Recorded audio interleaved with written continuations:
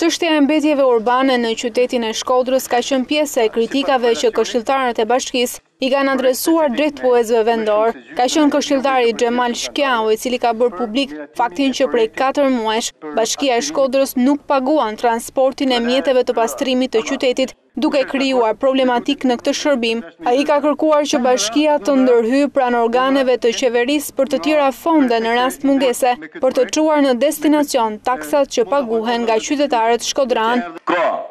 Rreth 4 muaj që nuk financohet ndërmarrja pastrimit nga qeveria, nga bashkia. Janë bërë tonë dokumentacionet e kanë shkuar në thesar dhe thesari është i bllokuar. Prandaj unë i bëj thirrje kryetarit të bashkisë të bëjnë negociata me qeverinë që është në Tiranë, që mos bllokohen taksat e qytetarëve të Shkodrës, por të vinë në dispozicion të punës për të cilën ata janë paguar.